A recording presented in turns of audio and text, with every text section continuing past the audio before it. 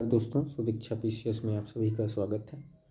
ये ancient history की चौथी सीरीज है जिसको शुरुआत करते हैं। आदि गैमान या नडुमान भंजी, आदि गैमान या नडुमान अंजी दक्षिण में गन्ने की खेती प्रारंभ की थी इसने। ये क्वेश्चन पीसीएस में एक बार पूछा गया है कि दक्षिण में गन्ने की खेती किसने आरंभ की थी, तो आदि गैमान ने किया था या नडुमान अंजी ने। राजा के जन्म दिवस पर या राजा के जन्म दिवस को पेरुनल महान दिवस कहा जाता था। युवराज को कोमहन और पुत्रों को इलेंगो कहा जाता था। संगम युग में गुप्तचरों को ओरसर और मंत्री को एमेच्चार कहा जाता था। सातवाहन की जो वंश की जो भाषा थी वो प्राकृत थी। मलमन राजा जो थे नरसिंह वर्मन प्रथम थे, कुश्ती में बहुत तेज थे। और परिपादम जो है तमिल साहित्य का प्रथम संगीत संग्रह था परिपादम। और शिल्पाधिकारम को तमिल साहित्य का इलियड कहा जाता था। इसको लिखा इलांगो आदिगन ने।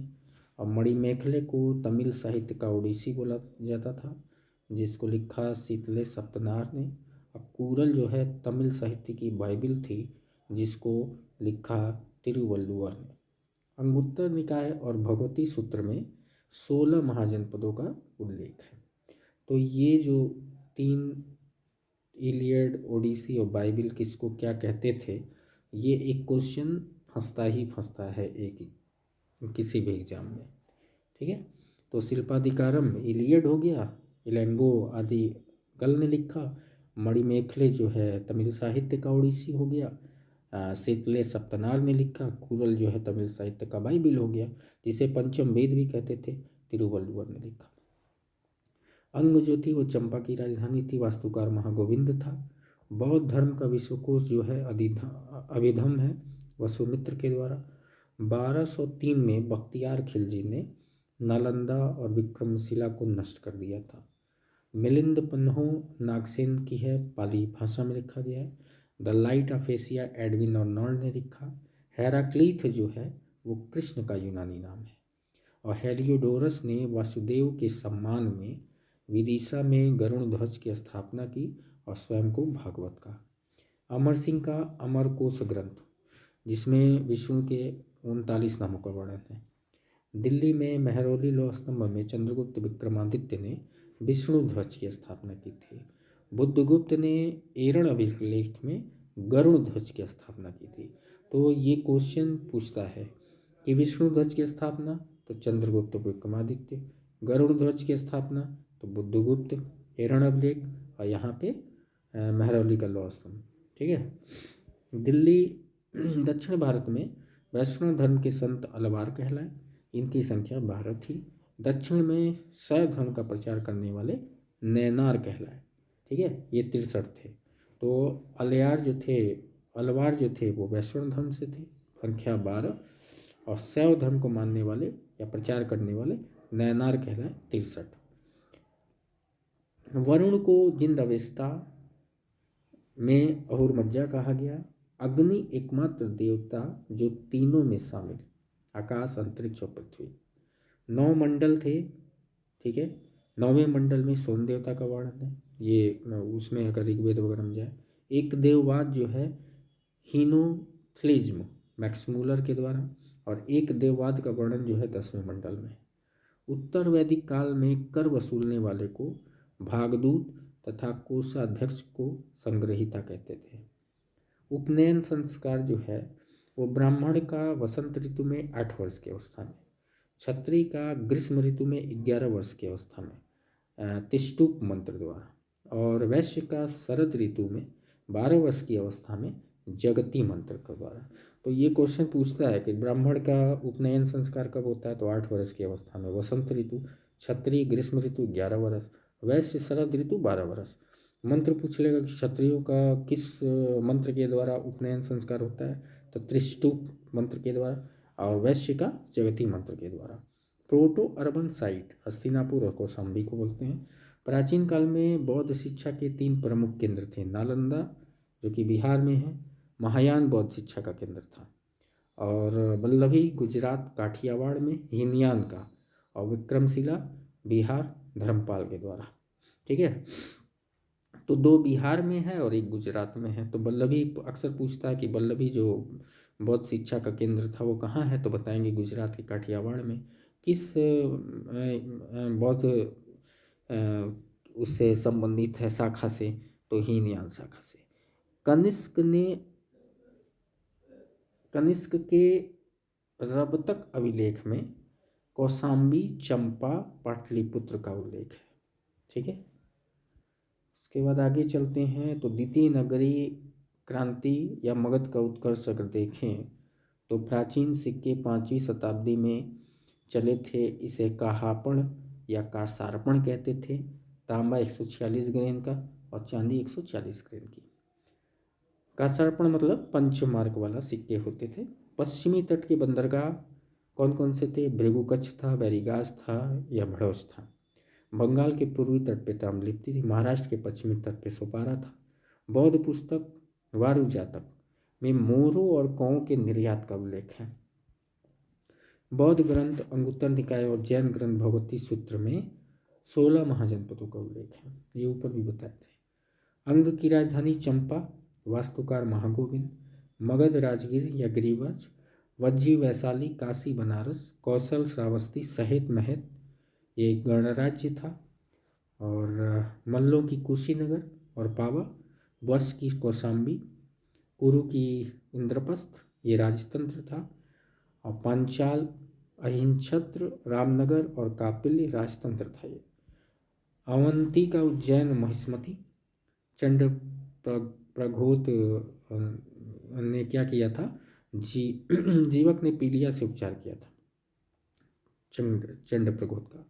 सुरसेन मथुरा, चेदी स्वस्तिवती ये यमुना नदी के किनारे, गांधार पुष्पकलावती, मत्स्य विराटनगर जिसको जयपुर बोलते हैं, अस्मक पोटिल दक्षिण भारत में एकमात्र, कंबोज रामपुर या हाटक, कौटिल्य के वार्तास्तोप जीवी कहा गया। कौटिल्य ने वार्तास्तोप जीवी कहा। हर्यक वंश या प्रत्यहंता वंश का संस्थापक बिंबिसार था। श्रोणिक उसे बोलते थे, श्रोणीय। 544 ईस्वी में से लेकर के और 412 ईसापुर तक, और इसका राजवैद जो है वो जीवक था। राजगिरी नामक नगर की स्थापना किया। फारसी स्वर्ण मुद्रा जो है डेरिक ने चलाई और रजत की मुद्रा सिंगलोई।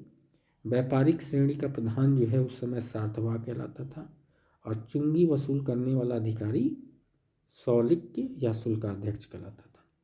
अब कल के वीडियो में हम लोग मगध के उत्कर्ष को पढ़ेंगे कि हर्यक वंश या पितृहंता वंश में कौन कौन आए। तो पहला तो बिंबिसार था कि संस्थापक था। ये 544 में से लेकर के 492 ईस्वी तक रहा। बौद्ध और जैन धर्म का शोषक था। ये श्रोणीय था। ठीक है, पिता का पुत्र और पुत्र का पिता इसको बोलते थे। राजगिरी नामक नगर की स्थापना की थी। इसकी 3 शादियाँ हुई थी। पहली लिच्छवी गणराज्य की चेलना से, और दूसरा जो है प्रसन्नाजीत की बहन महाकौशला और भद्र नरेश राजकुमारी क्षेमा। ठीक है, और बिंबिसार का राज्यवैध जो था वो तुम्हारा आपका जीवक था और चंड प्रघोत की पीलिया ठीक करने भेजा गया था। ठीक है, उसके बाद आया अजातशत्रु, इसको कुणिक बोला गया। 492 से 460। बौद्ध और जैन धर्म दोनों को ये भी मानता था। वाजिरा से विवाह किया। मंत्री व सरकार की सहायता से लिच्छवियों की शक्ति प्राप्त की। राजगिरी में सतकर्णी गुफा में प्रथम बौद्ध संगनी अजातशत्रु के ही समय में हुई थी। उसके बाद उदयीन या उदायीन आया। उदयभद्र भी इसको बोलते थे। 460 से 444 ईसा पूर्व तक पाटलिपुत्र की स्थापना की है, या इसको कुसुमपुर भी कहते थे। इसके 3 पुत्र थे, अनिरुद्ध, मुंडक और नागदर्शक। इनका अंत किया शिशुनाग वंश ने। उदयन को मारा, फिर शिशुनाग आया 412 से 344 ईसा पूर्व। संस्थापक शिशुनाग, राजधानी वैशाली। कालाशोक या काकवड़, इसके समय में दिति बहुत संगनी हुई जो वैशाली में राजधानी पाटलिपुत्र। फिर नंदवंश आया, जैन मत के पोषक थे ये, 344 से 324। महानंदिन, महापदम नंद और घनानंद। तो महापदम नंद ने हत्या की।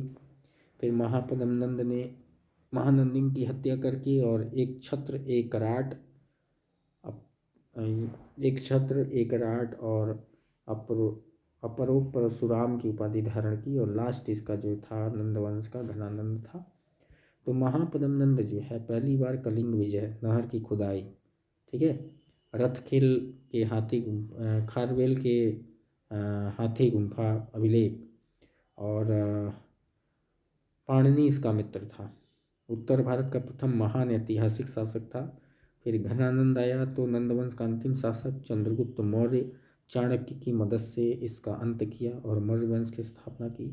जैनामात्य सक्टाल और स्थूलभद्र थे। अन्य विद्वान में उपवर्ष, वरुचि, कात्यायन और सिकंदर का आक्रमण इसके काल में हुआ था, घनानंद के समय में, ठीक है।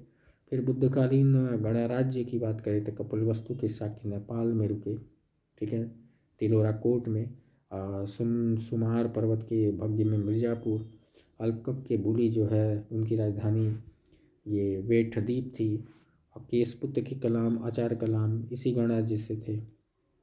रामगांव के कोली, गोरखपुर, कुशनारा के मल, चंद्रकेतु मल के वंशज, पावा के मल की संसद, उत्तभटक और आनंद के अनिरुद्ध का जन्म, और पिपलियन के मोहरी, गोरखपुर कुसमी जंगल, और वैशाली के लिच्छवी। सबसे बड़ा शक्तिशाली गणराज्य वैशाली के लिच्छवी थे। अब मिथिला के विदेह, भागलपुर। विदेशी आक्रमण क्या हुए? साइरस द्वितीय भारत पर सर्वप्रथम आक्रमण, और डेरियस प्रथम या दारा प्रथम 516 ईस्वी में आक्रमण। फारसी स्वर्ण मुद्रा डेरिक और रजत मुद्रा सिंगलोई। सिकंदर 326 ईसा पूर्व में बुकेफाल घोड़े का नाम था उसका, घनानंद के समय में आया, 19 महीने रहा, झेलम नदी के तट पर पोरस को हराया। और अम्भी जो तक्षशिला का शासक है उस शासक ने इसकी मदद की। विंसेंट स्मिथ ने सिकंदर की तुलना जो है आंधी की तरह आया और तूफान की तरह चला गया तो किया। उलुक शैली के सिक्के जो हैं वो सिकंदर ने ही चलाए थे, ये इम्पोर्टेंट है, उलुक शैली के सिक्के, ठीक है। और घनानंद के समय में ये आया था और तक्षशिला के शासक ने इसकी हेल्प की थी, ठीक है।